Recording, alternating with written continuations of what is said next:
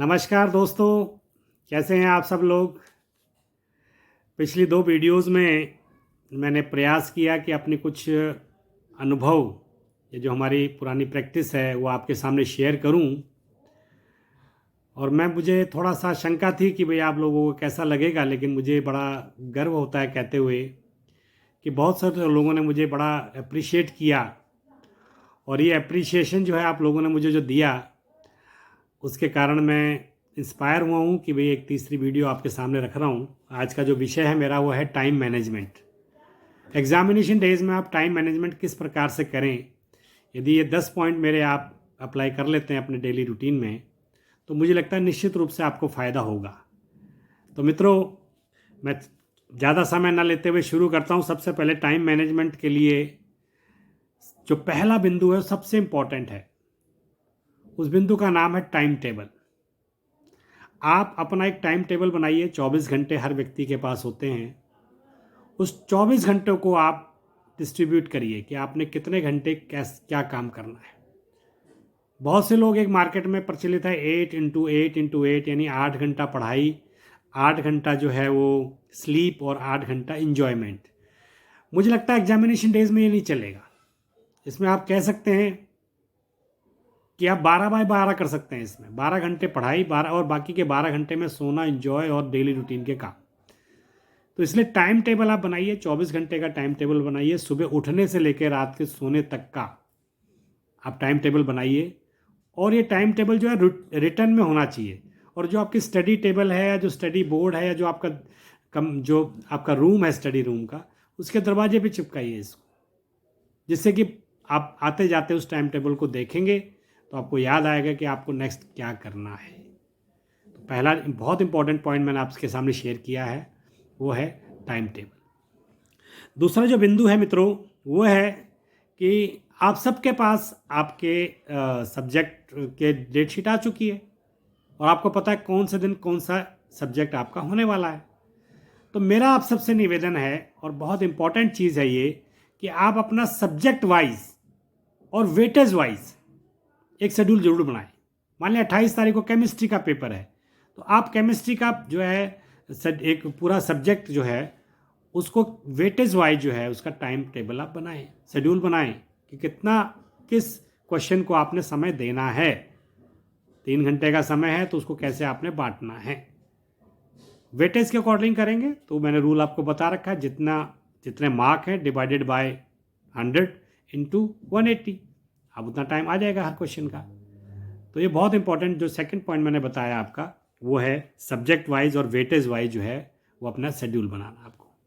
तीसरा मित्रों, हर व्यक्ति को भगवान ने अलग अलग बनाया है और हर किसी की प्रायोरिटी लिस्ट अलग अलग है। अब जैसे मेरा मैथ्स थोड़ा कमज़ोर है, हो सकता है किसी का इकोनॉमिक्स कमज़ोर हो सकता है किसी का कॉमर्स कमज़ोर हो सकता है किसी का इंग्लिश कमज़ोर हो। तो अपने एक प्रायोरिटी लिस्ट बनाइए। थर्ड पॉइंट है, ध्यान करिए कि अपना एक प्रायोरिटी लिस्ट इस तरह बनाइए कि मेरे को, मान लिया एक सब्जेक्ट में डेट शीट में हर सब्जेक्ट को समय एक जैसा गैप नहीं मिलता है। किसी सब्जेक्ट में ज़्यादा गैप मिलता है, किसी को में कम मिलता है। अब मान लिया इकोनॉमिक्स आपका बहुत अच्छा सब्जेक्ट है और उसमें आपको 4 दिन की छुट्टी मिल गई है, तो आप उसमें से 2 दिन की कटौती करके जो सब्जेक्ट आपको लगता है कि आपके लिए मुश्किल है उसमें आप 2 दिन वहाँ एडजस्ट कर सकते हैं। तो इट डिपेंड्स ऑन यू। आपकी हर व्यक्ति की अपनी अपनी प्रायोरिटी लिस्ट होती है। तो थर्ड पॉइंट ध्यान करिए, इंपॉर्टेंट है बहुत ज़्यादा। फोर्थ पॉइंट इज आपका अपना एक कैलेंडर होना चाहिए, चाहे वो टेबल कैलेंडर हो या चाहे वो वॉल कैलेंडर हो, और उस पर आप मार्क करना शुरू करिए कि इस डेट को ये मेरे लिए इंपॉर्टेंट है, ये मैंने करना है। कई बार कैलेंडर आपको रिमाइंड कराता है कि भाई अरे आपने मेरे को जो है मेरे पर आपने नोट किया था और आप भूल रहे हो। तो कैलेंडर को देखने का जो है ना, आप धीरे धीरे करके प्लानिंग का पार्ट बन जाएगा। आगे जाके आप जब कोई बहुत अच्छी, जिसको कहना चाहिए, प्रोफाइल में होंगे, तो कैलेंडर बहुत इंपॉर्टेंट चीज़ है आप लोगों के लिए। तो फोर्थ पॉइंट जो है वो कैलेंडर मार्किंग है मित्रों। फिफ्थ पॉइंट जो है आपका, रिमूव ऑल डिस्ट्रैक्शन। कुछ दिन की बात है, इंजॉयमेंट पूरे जीवन चलना है, तो अपने जितने भी आसपास आपके डिस्ट्रैक्शन पॉइंट हो सबको हटाइए आप। मोबाइल है तो मोबाइल को स्विच ऑफ कर दीजिए, केबल टीवी है तो उसको रिचार्ज मत कराइए, आपको कोई गेम खेलने का शौक़ है तो उस वेबसाइट को ही ब्लॉक कर दीजिए कुछ दिन के लिए। 1 महीने बाद सब कुछ ठीक ठाक हो जाना है, उसमें कोई दिक्कत आने वाली नहीं है। क्योंकि आप जब वेबसाइट को ब्लॉक करेंगे तो नोटिफिकेशन आने बंद हो जाएंगे, और यदि वो नोटिफिकेशन आएंगे तो आपका ध्यान डिस्ट्रैक्ट होगा। तो जितने भी डिस्ट्रक्शन पॉइंट्स हैं आपके आसपास, उन सबको आप रिमूव करिए। तो एक पीसफुल माइंड, कामफुल माइंड जिसको कहते हैं, आप वो अपना कर पाएंगे। 6th पॉइंट जो है आपका मित्रों, एक गलती हम सब बच्चे करते हैं इस समय, हम सोते नहीं हैं, रात भर पढ़ते हैं। मेरे घर में भी ऐसे ही होता है। अब होता क्या है, जब आप रात भर पढ़ते हैं तो फिर वो नींद कहीं ना कहीं तो पूरी होगी ना। तो वो जो क्वालिटी टाइम आपका बर्बाद हुआ, अगले दिन पूरा दिन आप सोए, वो नींद पूरी नहीं हो पाती है।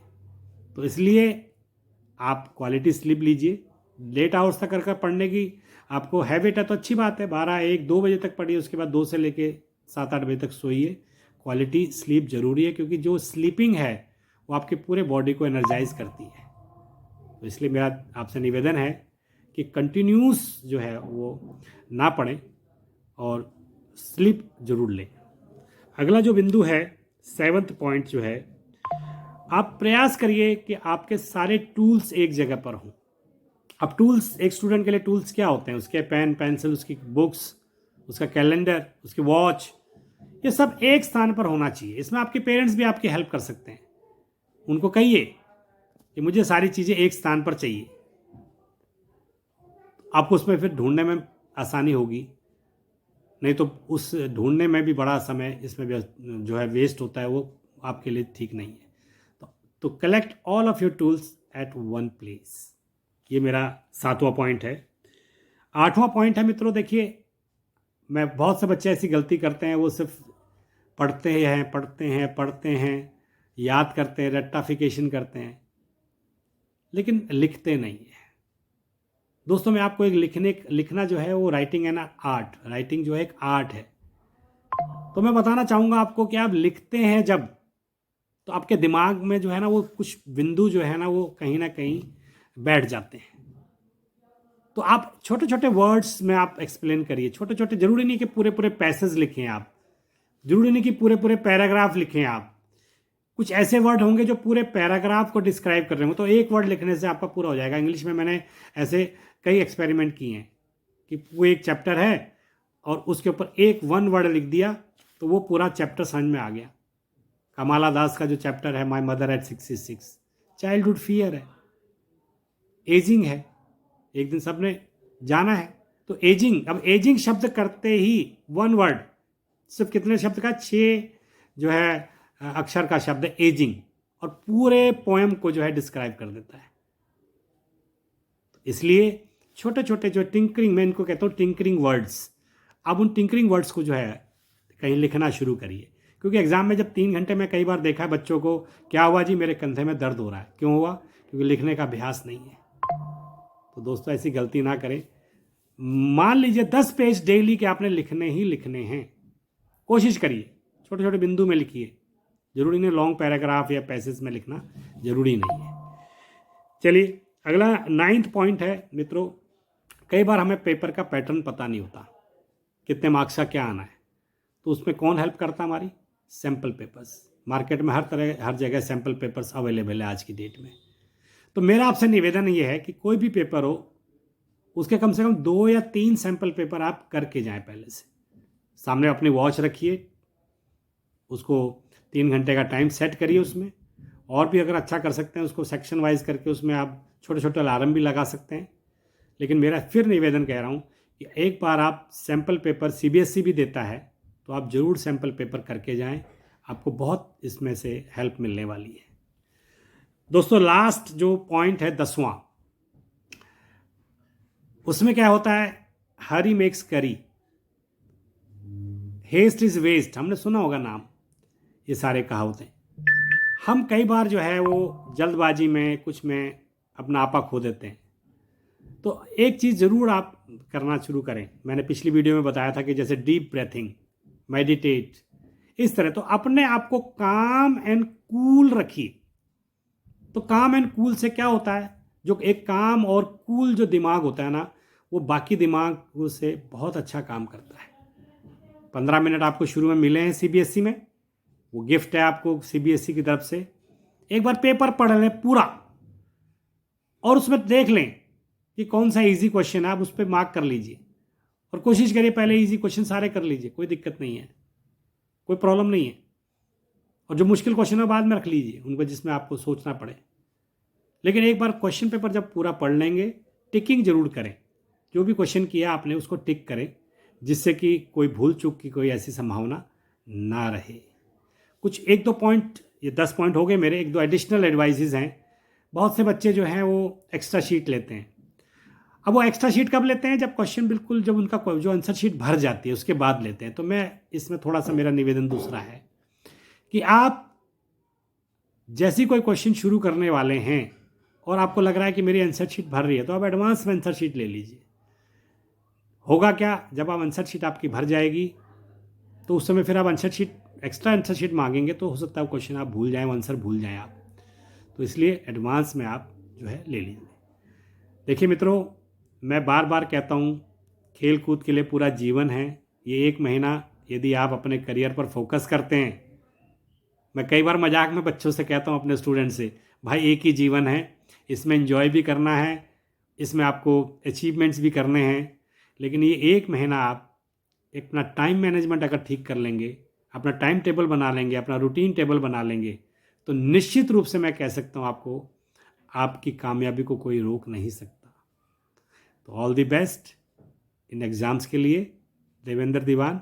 इस वीडियो को यदि आपको अच्छा लगे तो इसको आप लाइक करें, सब्सक्राइब करें और कमेंट जरूर करें। पिछले आप वीडियोस में देखेंगे बहुत लोगों ने मुझे कमेंट किया और मैंने उनमें सुधार करने की कोशिश की है, और व्यक्ति हर समय सुधारता ही है, मैं भी सुधारूंगा।